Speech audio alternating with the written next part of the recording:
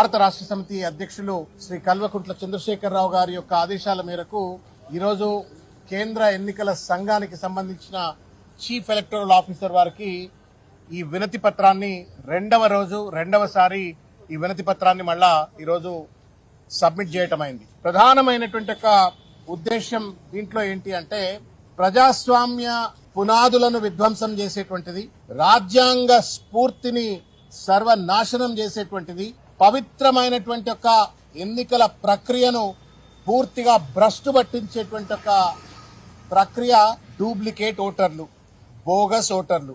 ఈ బోగస్ ఓటర్ల వల్ల, ఈ డూప్లికేట్ ఓటర్ల వల్ల ఏ పవిత్రమైనటువంటి ఒక ప్రజాస్వామ్య ప్రక్రియ అయిన ఎన్నికల ప్రాసెస్ నంతా కూడా సర్వనాశనం చేస్తా ఉన్నారో, భ్రష్టు చేస్తా ఉన్నారో, దాన్ని సరిదిద్దడం కోసమే మేము ముందుకు వచ్చినామని చెప్పని కేంద్ర ఎన్నికల సంఘం పలుమార్లు చెప్తూ ఎస్ఐఆర్ అనే ప్రక్రియను ఈ రోజు మన ముందుకు తీసుకొచ్చింది. కేసీఆర్ గారు, బీఆర్ఎస్ పార్టీ, లేకపోతే వివిధ రాజకీయ పార్టీలు, ప్రజలందరూ కూడా పెద్ద ఎత్తున ఎస్ఐఆర్ ప్రక్రియలో భాగస్వాములు అవుతా ఉన్నారు. అయితే దీంట్లో కొలిక్కి రానటువంటి ఒక అంశం, ముఖ్యమైన అంశం, మీడియా మిత్రులు గాని, తెలంగాణ ప్రజలు గాని దయచేసి అర్థం చేసుకోవాల్సింది ఏంటంటే, బోగస్ ఓట్ల విషయంలో మేము గతంలో జూబ్లీహిల్స్ ఎన్నికలు జరిగినప్పుడు చెప్పినాము, నిన్న కూడా చెప్పినాము, ఇవాళ కూడా చెప్తా ఉన్నాము.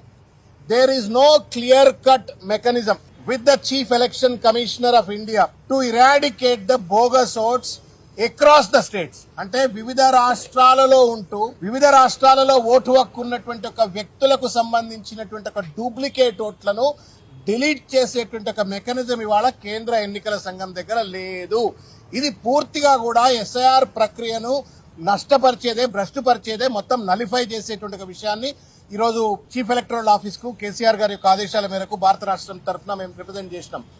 ఎందుకు ఈ మాట చెప్తా ఉన్నామంటే, హైదరాబాద్ ఇవాళ ఒక గ్లోబల్ సిటీగా మారిపోయింది. వివిధ రాష్ట్రాలకు చెందిన వాళ్ళు, కశ్మీర్ నుండి కన్యాకుమారికి సంబంధించిన ప్రజలందరూ కూడా ఇవాళ తెలంగాణలో, హైదరాబాద్ లో ఉంటున్నారు. మరి వాళ్ళు ఏ రాష్ట్రం నుంచి అయితే వచ్చినారో ఆ రాష్ట్రంలో ఓటు హక్కు ఉండి, మళ్ళా తెలంగాణలో కూడా 10 ఏళ్లు 20 ఏళ్లు ఉన్న తర్వాత వాళ్లకు ఒక న్యాచురల్ ప్రాసెస్ లో ఓటు హక్కు వచ్చినట్టయితే రెండు రాష్ట్రాల్లో ఓటు హక్కు ఉన్నట్టే కదా. మరి ఎస్ఐఆర్ ప్రక్రియ డూప్లికేట్ ఓటర్లను, బోగస్ ఓటర్లను ఏరివేయాలా అని చెప్తున్నప్పుడు, ఏరివేస్తామని చెప్పినప్పుడు, మరి రెండు రాష్ట్రాల్లో ఓటు హక్కు ఉన్నటువంటి ఒక వ్యక్తికి సంబంధించిన ఓటుని ఎట్లా గుర్తించాలంటే మా దగ్గర మెకానిజం లేదు అని వాళ్ళ స్పష్టంగా ఎన్నికల కమిషన్ చెప్తా ఉన్నారు.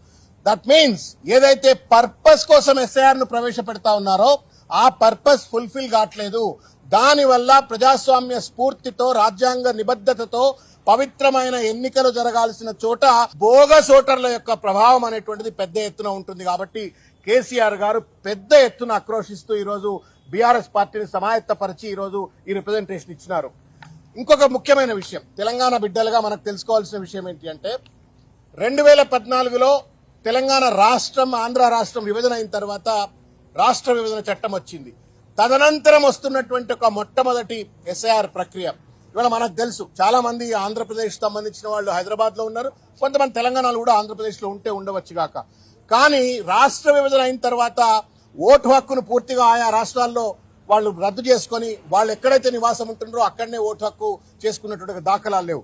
కాబట్టి మేమేం అప్పీల్ చేసినామంటే, మీరు ముఖ్యంగా అది బీహార్ కావచ్చు, రాజస్థాన్ కావచ్చు, గుజరాత్ కావచ్చు, లేకపోతే మిగతా ప్రాంతాల, కేరళ, చెన్నై, ఇటువంటి ప్రాంతాలకు సంబంధించిన వాళ్ళు కూడా ఉండొచ్చు.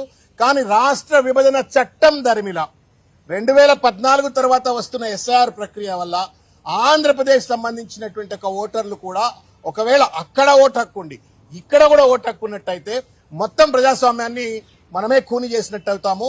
ఆ ఎన్నికల ప్రక్రియను తప్పుడు, లోపభూయిష్టంగా నిర్వహించిన వాళ్ళు అవుతాం. కాబట్టి కోఆర్డినేటెడ్ ఎఫర్ట్ అని అడుగుతా ఉన్నాం మేము. దయచేసి గుర్తుపెట్టుకోవాలా, chief electoral officer of Andhra Pradesh, chief electoral officer of Telangana ఇద్దరు కూడా కలిసికట్టుగా, కోఆర్డినేటెడ్ గా వాళ్ళు ఎస్ఐఆర్ ప్రక్రియ నిర్వహించినట్టయితే, ఒకవేళ అక్కడ వ్యక్తి, ఆ రాష్ట్రం వ్యక్తి ఇక్కడ ఒకవేళ ఉంటూ అక్కడ ఓటు హక్కు, ఇక్కడ ఓటు హక్కు ఉన్నట్టయితే ఆ లిస్టులన్నీ కూడా ఇద్దరు కలిసి కొలాబరేటెడ్ గా రివ్యూ చేయాలా, ప్యూరిఫై చేయాలా, మొత్తం క్రాస్ వెరిఫై చేసి ఒకవేళ డూప్లికేట్ ఓట్లు అక్కడ ఇక్కడ ఓటున్న వాళ్ళని గుర్తించి రద్దు చేయండి అని చెప్పని ఈ యొక్క రిప్రజెంటేషన్ యొక్క సారాంశం.